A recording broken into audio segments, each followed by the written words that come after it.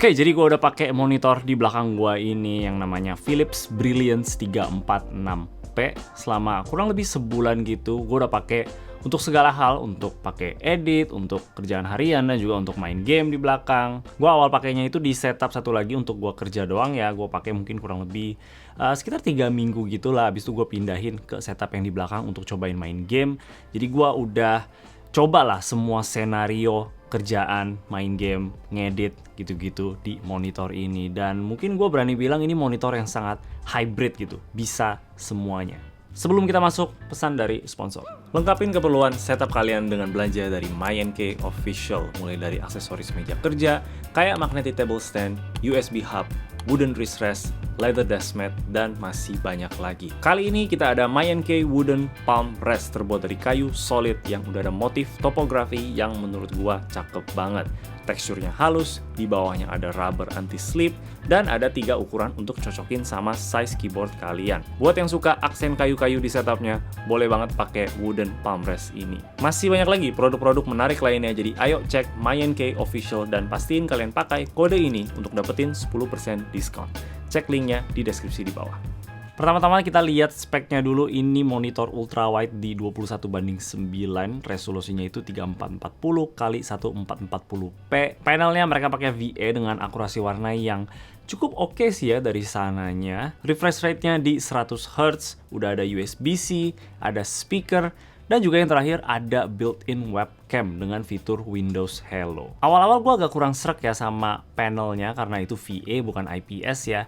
Dan karena kerjaan utama gue itu kebanyakan ngedit, butuh warna yang lebih akurat lah. Gue jadinya agak sedikit khawatir lah sama panel VA-nya, mungkin bisa agak sedikit berubah warnanya. Dan emang agak beda sih kalau gue bandingin sama panel gue yang IPS ya. Kontrasnya kerasa lebih ada, warna merahnya juga kerasa lebih pop gitu. Jadi untuk skin tone jadi kerasa lebih merah aja warnanya. Viewing angle-nya juga sedikit lebih kurang dibanding IPS. Tapi panelnya sendiri udah di factory calibrate dari sananya dengan delta E-nya itu di 0,66 hasilnya. Dan untuk hasil pengetesan gua sendiri itu gua dapet sRGB di 99,3%, 78% di Adobe RGB, dan 84,8% di CIP3. Untuk red, green, dan blue-nya agak sedikit kurang seimbang dari sananya, tapi pas gue cobain atur value red, green, and blue-nya di menu, gue bisa dapetin hasil yang cukup seimbang.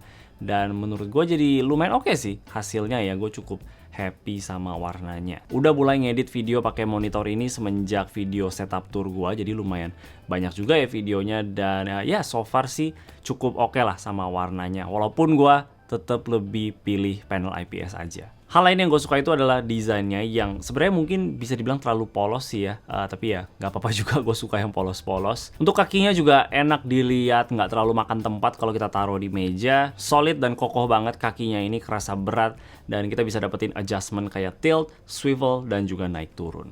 Support VESA mount juga untuk kita yang pengen pakai monitor arm kayak gua pakai di belakang sini. Tapi pastiin aja kalian pakai monitor arm yang support sampai 34 inch ya. Gua bakal taruh link yang gua pakai di bawah.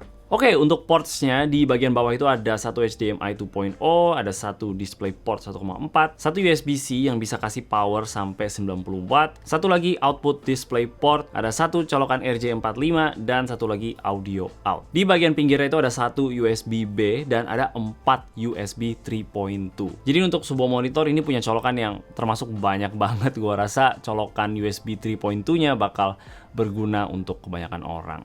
Yang sedikit aneh aja itu gue nggak bisa dapetin 100 Hz pakai DisplayPort ya. Entah kenapa gue harus pakai HDMI. PC di belakang gue ini selalu pakai DisplayPort untuk colok ke monitor manapun, dan biasanya juga DisplayPort yang bisa kasih refresh rate yang lebih tinggi dibanding HDMI. Tapi nggak tahu kenapa juga di sini nggak bisa. Jadinya gue ganti colok ke HDMI. Ya nggak ada masalah sih, cuman ya agak sedikit aneh aja. Nah, ngomong-ngomong soal 100 Hz-nya, gue tahu ini bukan 144 Hz ya, agak sedikit nanggung gitu loh untuk main game mungkin. Tapi kalau kita lihat monitor ini sebagai untuk main game AAA, bukan kompetitif FPS, 100 Hz ya sebenarnya udah cukup aja. Untuk PC gua pribadi gua pakai RTX 3070, dan untuk game-game yang gua main sih rata-rata nggak terlalu banyak yang bisa tembus di 100 Hz karena gua rata kananin semua juga. Game-game yang belakangan ini gua main kayak GTA 5 Online itu juga cuman di 90-an FPS gitu. Red Dead Redemption juga nggak tembus di 100 Hz. Black Myth Wukong juga nggak tembus di atas 100 Hz. Jadi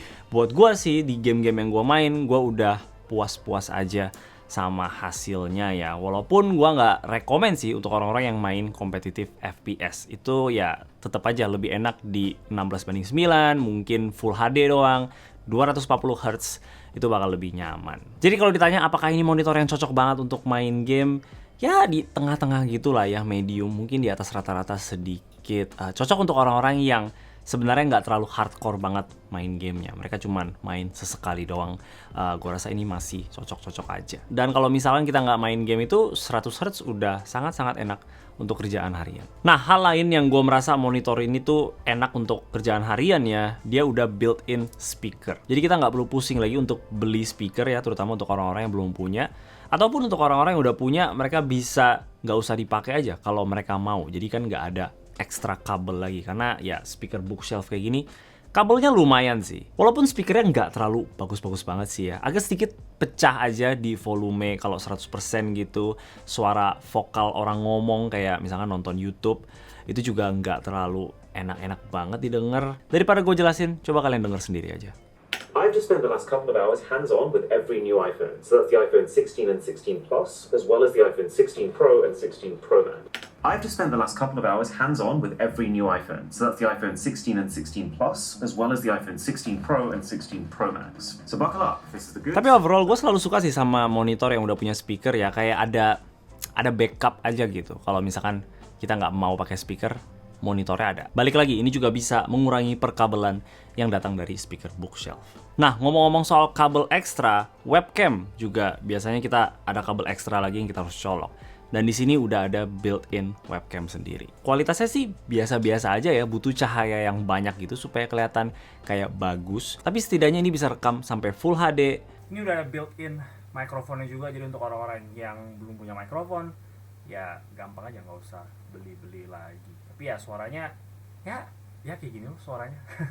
Jadi ya lumayan bisa mempermudah orang-orang yang mungkin sering video call online atau meeting online yang kerja di rumah. Dan bonus kalau lagi nggak dipakai, webcamnya bisa dimasukin ke dalam.